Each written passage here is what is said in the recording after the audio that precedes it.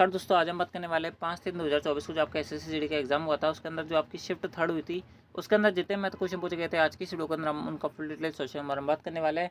तो बिना किसी तरह के वीडियो को स्टार्ट करते हैं। तो चलते हैं आपके सबसे पहले क्वेश्चन पर। पहला क्वेश्चन आपसे और पूछा गया था कि एक वस्तु का जो क्रय मूल्य है, कॉस्ट प्राइस जो है वो 650 है। वस्तु पर अगर हम 45% छोड़ देंगे तो वस्तु पर जो लाभ हो रहा है वो 10% का हो रहा है। तो आपसे बोला जा रहा है कि वस्तु का अंकित मूल्य पूछ रहा है। हमेशा ध्यान रखना, जो हमेशा छोड़ दी जाती है वो कितने पे दी जाती है, हमेशा आप बोलोगे अंकित मूल्य पे दी जाती है।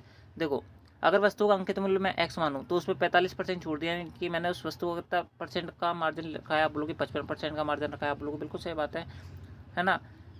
तो हमें हमारे पास जो भी सेलिंग प्राइस है उस पर हमें कॉस्ट प्राइस से 10% लाभ होगा। हमेशा लाभ जो होता है कॉस्ट प्राइस पे होता है, तो बेसिक सी बात है।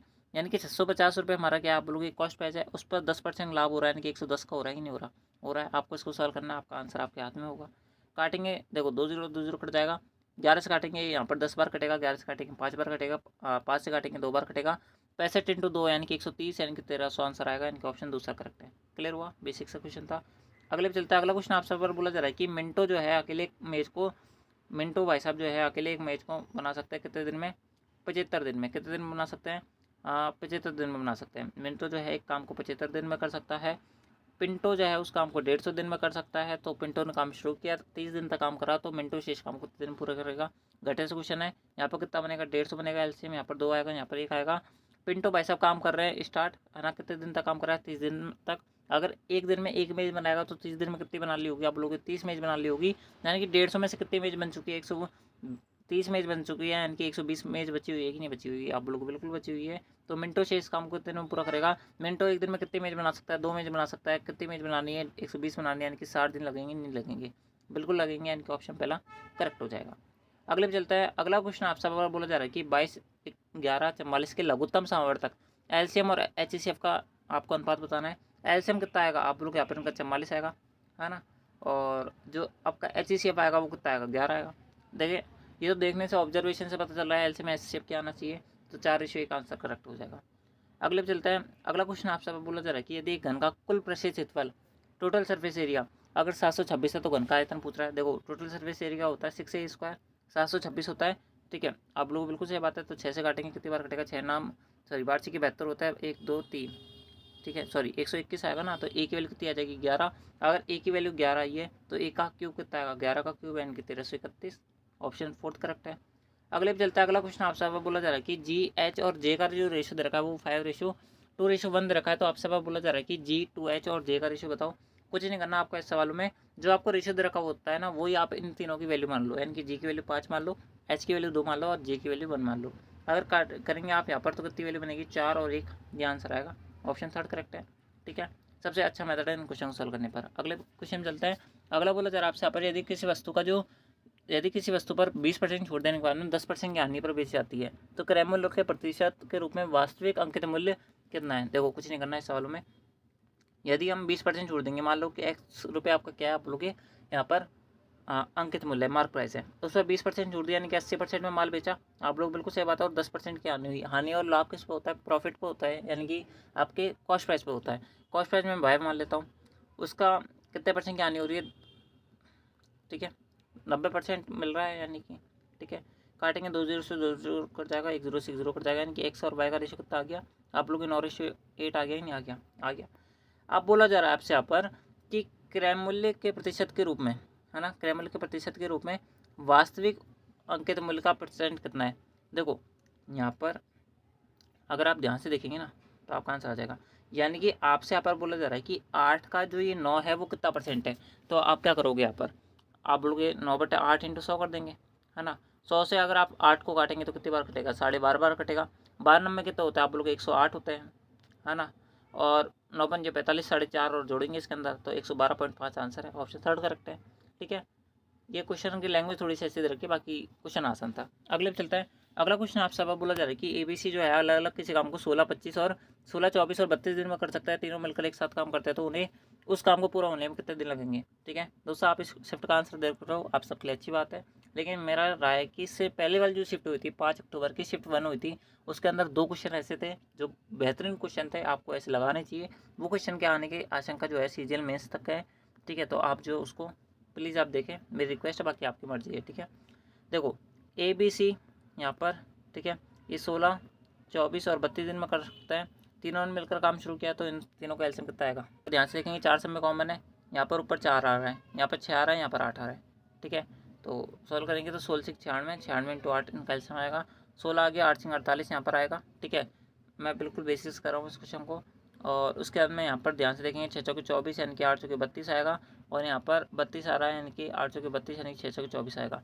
अब बोल रहे हैं यहाँ पर अगर तीनों मिलकर काम करें तो उस काम को तीनों पूरा कर सकते हैं। ठीक है, हमें क्वेश्चन बनाना ही नहीं देखना है एलसीएम कितना आ रहा है, ये सब फालतू की बात है। हमें चाहे थोड़ा ज़्यादा जाए कोई बात नहीं, कट के वापस वही बचेगा, आंसर तो सेम ही आना है। ठीक है, अगर आप सॉल्व करेंगे तो देखो 4 इंटू 4 इंटू 6 इंटू 8 यानी कि 6 चौके 24, 24 इंटू 32, आप बोलोगे बिल्कुल सही बात है। बट्टे में कितना बचेगा, तीनों के ऑप्शन से कितनी 48, 32 और 24 तीनों जोड़ेंगे तो कितनी वैल्यू बनेगी।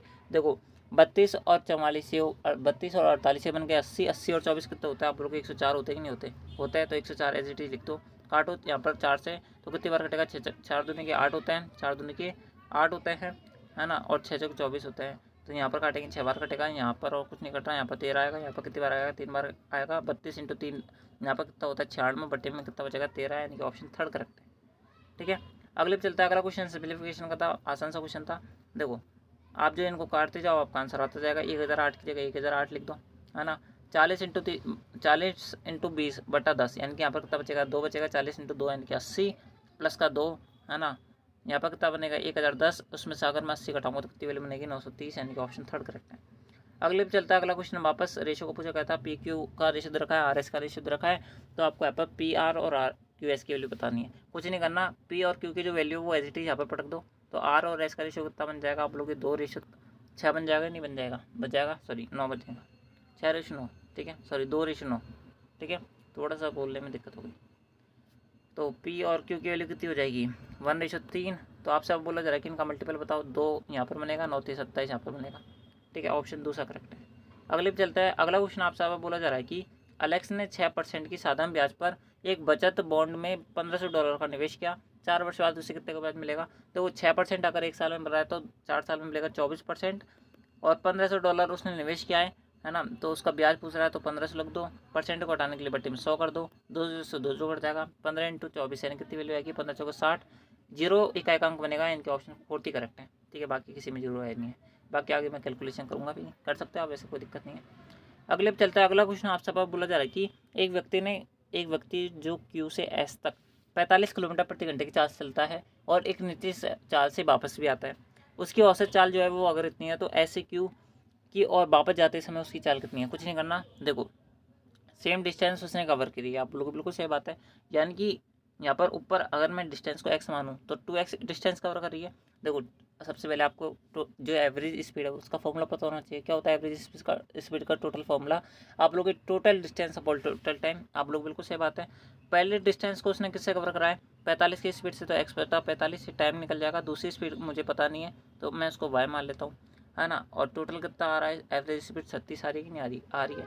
अगर मैं यहाँ पर x फॉर्म में लूँगा तो x सब में कट जाएगा, ठीक है। यहाँ पर एलसीएम कितना आएगा, आप लोग को 45 ठीक है, मैं डायरेक्ट लिख रहा हूँ, आप जो समझ लेना इसको। 45 प्लस का y बचेगा ऊपर, और ऊपर जाएगा कितना आप लोग 2 इंटू 45 इंटू y।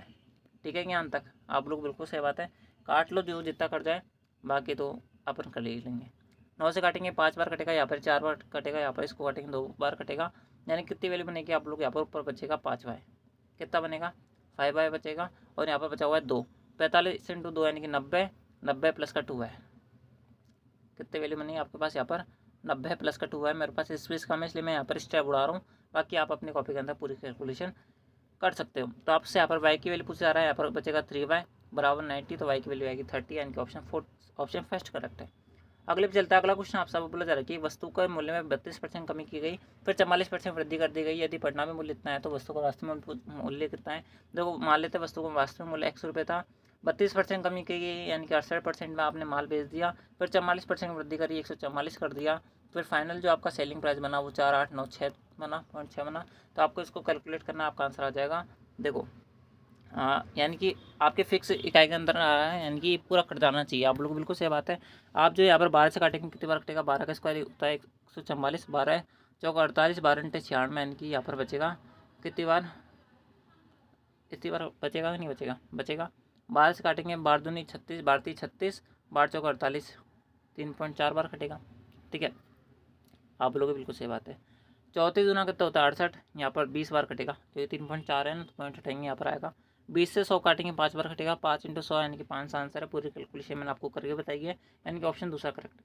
अगले पे चलता है। अगला क्वेश्चन आपसे बोला जा रहा है कि नृत्य है उसकी प्रतियोगिता में यानी कंपटीशन में 40% विद्यार्थी जो है वो लड़के हैं, शेष जो है लड़कियां हैं। यदि लड़कों की औसत आयु उतनी है, लड़कियों की औसत आयु कितनी है, तो प्रतिभागियों में भाग लेने वाले सभी विद्यार्थियों की औसत आयु कितनी है। कुछ नहीं करना, देखो 40% लड़के हैं, मान लो कि 100 विद्यार्थी उसमें से 40 लड़के हैं, तो 60 लड़कियाँ बची, बचेगी नहीं बची, बची। ठीक है, मैं आपको बिल्कुल बेसिक से बताता हूँ, कोई फॉर्मूला यानी कि कोई वो नहीं बताता हूँ, ठीक है, हाई लेवल नहीं बताता हूँ। देखो अगर प्रत्येक लड़की की जो औसत आयु है वो 18 है, तो यहाँ पर लड़के कितने हैं, आप लोग के 40 लड़के हैं, 40 लड़के अगर 18 के हैं तो टोटल आयु कितनी हो जाएगी, आप लोग के 18 चौक 72, 72 से हो जाएगी, नहीं हो जाएगी, हो जाएगी, प्लस सॉरी 720 होगी ना यार, 72 से क्या बोल रहा हूँ मैं यहाँ पर, 720 होगा, आप लोग को बिल्कुल सही बात है, प्लस कीजिएगा प्लस। बाकी कौन है, लड़कियाँ। अगर प्रत्येक लड़की की औसत आयु 15 है तो लड़कियाँ कितनी है हमारे पास 60, यानी कि 15 × 6, 15 से कितने होते हैं 90, यानी कि 900 हो जाएगा, नहीं हो जाएगा, हो जाएगा। टोटल मेंबर कितना है 100, तो 100 का भाग दे दो, काटेंगे 1 0 से 1 0, सब में कॉमन आ जाएगा। 72 प्लस का 90 कितना होता है, 9 7 16, 16 162 होता है, 162 में 10 का भाग दूंगा तो 16.2 आंसर है, यानी कि ऑप्शन पहला करेक्ट है। क्लियर हुआ। अगले पे चलता है। क्वेश्चन आप सब बोला जा रहा है कि इस राज्य जो है विक्रय मूल्य पर 32% का लाभ कमाता है, यानी कि सेलिंग प्राइस वो प्रॉफिट जनरेट कर रहा है 32% का। तो आपसे अब बोला जा रहा है कि क्रय मूल्य पर अनुमानित लाभ परसेंट कितना है। देखो कुछ नहीं करना है सवालों में, विक्रय मूल्य पूछ रहा है, यानी कि सेलिंग प्राइस दिया हुआ है कितना रुपये है, आप लोग 132 रुपये। ठीक है, मतलब कि आप इस प्रकार समझो इसको कि मान लो कि उसका जो सेलिंग प्राइस है, अगर उसने 100 रुपये उसका सेलिंग प्राइस है, तो उसका जो प्रॉफिट है उस सेलिंग प्राइस के अंदर 32% का है, यानी कि 32 रुपये का है। आप लोग बिल्कुल सही बात है। अगर मैं सेलिंग प्राइस में से प्रॉफिट घटा देता हूँ तो क्या मेरे पास कॉस्ट प्राइस आ जाएगा, नहीं आ जाएगा, आप लोग को बिल्कुल आ जाएगा। तो 100 में से 32 घटाओगे तो कितनी वैल्यू बनेगी, आप लोगों की 68 बनेगी, यानी कि 68 बनेगी, नहीं बनेगी, आप लोगों को बिल्कुल बनेगी। तो आपसे डायरेक्टली ये बोला जा रहा है कि 32 जो है वो 68 का कितना परसेंट है। तो कैसे निकालोगे, आप आराम से निकाल सकते हैं, 32/68 × 100। ठीक है, तो 32 से अगर आप इसको काटेंगे तो कितनी बार कटेगा, यहाँ पर ये देखो 4 से काट लो सबसे पहले, नहीं हाँ 4 से काट लो, ये 8 बार कटेगा, ये 17 बार कटेगा, 17 68 होते हैं। यहाँ पर बच गया 800/17, कितना बन गया 800/17, बच गया कि नहीं बच गया, बच गया। तो भाग देंगे तो कितनी बार जाएगा, आप बोलोगे 17 हाँ 68 होते हैं, कितना बचेगा आपके पास यहाँ पर 12, 120, 17 से 119, यानी कि 47 पॉइंट का अप्रॉक्स आएगा। और अप्रॉक्सीमेशन में हमसे आंसर पूछ रहा है, तो ये दोनों आंसर गलत हो गए, ये वाली गलत हो गया, इनका ऑप्शन दूसरा आपका करेक्ट हो जाएगा। ठीक है, अगले चलता है। तो अगला क्वेश्चन आप सब बोला जा रहा है कि इसको सिंप्लीफाई करो। तो काटेंगे सबसे पहले यहाँ पर कितनी बार कटेगा, 6 बार कटेगा, 6 पंजे 30। ठीक है, 13 × 49 कितना होता है, आप लोग यहाँ पर 13 पंजे 65, 650 माइनस का 13, यानी कि वैल्यू बनेगी 637, 637 यहाँ बन गया। 91 × 7, 9 7 63, 637 यहाँ पर बनेगा।